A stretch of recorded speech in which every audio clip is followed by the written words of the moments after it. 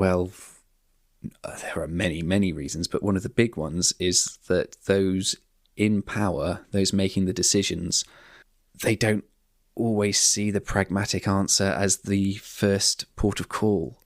So I think currently we have between 30 to 32% of our MPs are career politicians who have basically always worked in politics. Another 10% come from law backgrounds, whereas in reality 0.1 to 0.2% of the population work within politics and about 1% work within law. So these are people who's very clever, hell of a lot of knowledge on how political systems work, but their go-to response whenever anything goes wrong is to add more layers of law, more layers of regulation. Oh, let's put more rules on this, that'll make it better. Where we've gotten to the point where we are so choked by rules and regulations that it doesn't matter how well-intentioned those rules and regulations, there's just too much.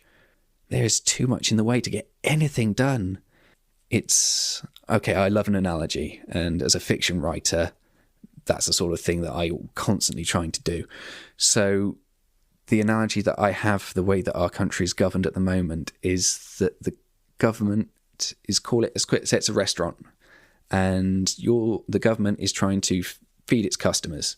Well, it's become so intent on getting everything perfect and doing it absolutely right that they've decided that the best way to do that is produce Michelin-styled meals every single time, because that way you won't get anything wrong, you're all fine.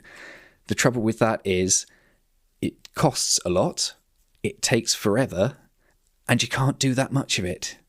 And a little bit of perfection is absolutely required. There are some things where you really need to get it right. Laws involving people's right, freedom of speech, but also practical ones like, I don't know, building a nuclear power plant. Yeah, you want to get that right. But a lot of the other time, just building houses, building roads, trying to get a business up off the ground. We are now in a country that is starving to death. We don't need Michelin-star food. We need Mackies. We need quick, cheap and cheerful because we are starving. There is nothing left and everyone is banging at the door, angry. And the government's response is, oh, well, maybe we should tweak the recipes a little bit. Yes, let's change this, we'll change that. And it's, no, I'm sorry, you've got to tear out your kitchen, fire your fancy chefs, get a deep fat fryer in there, a couple of big ovens, and just get the people fed.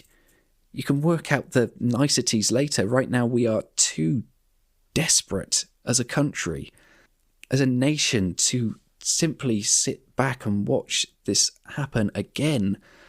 The ship's sinking, and the government just thinks we'll get more teaspoons to try and bail it out, whereas we've gone, frankly, beyond the past of bailing it out. We've got to pull the whole ship into dry docks, tear it down to the hull and start again, because this ship is too important. Because if this ship sinks, we all drown. And drowning people are desperate people, and desperation can make monsters of the meek. Let's not forget, during COVID, there were riots over toilet paper. Can you imagine what will happen if there's mass unemployment, if some other big global shock happens and our global supply chains collapse, and suddenly people are forced to watch their children starve? We do not have the luxury to just keep tweaking and tweaking when we know we can see the problems. And often government's response is, let's make things more complicated. Well, no.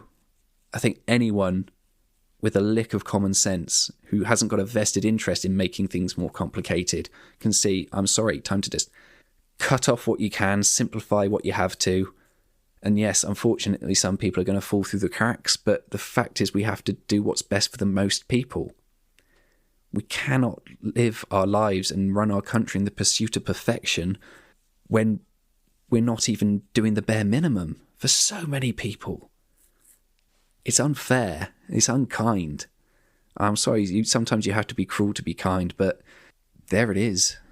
So after hearing all that, a lot of people might be listening and thinking, okay, this guy's a reform voter. He's harping on exactly the kind of thing that Reform are saying. And you know what? I do agree with a lot of Reform are saying, because they're actually listening to the problems of common people. It's not some elitist club people are struggling and reform are listening. The other parties say they're listening, but then their solution is more legislation, more regulation. We'll fix it that way, whereas reform is coming in and saying, no, let's tear it all out and start again in a lot of areas. Let's take some hard choices for the problems that consecutive governments have allowed to go from being inconvenient to hard to frankly cruel, but because they're so worried about being perceived as the bad guys that they never did anything. So now the bad guys have to come in and make the hard choices. Well, yeah, hard choices have to be made. And as much as I may agree with reform on a lot of issues, especially sort of economic models, that sort of thing, I can't, in good conscience, ever bring myself to vote for reform, I don't think. And that's a really simple reason why. I might agree with the policy, but I don't agree with the foundation upon which the party is built, which is populism. And I've gone deep into this. When I knew I was going to get into politics, I thought, right, I want to make sure I'm really picking the right side. I mean, surprised that I went Tory, since I'd spent, 7 years prior as a registered Liberal Democrat. Initially, I thought I was going to go Lib Dem, but when I really hammered out what I believed, I thought, okay, traditional conservative values, well, actually, a lot of these are what Reform are saying, and they actually seem like they might get it done, so why don't I go to Reform? And the answer is that they're populists.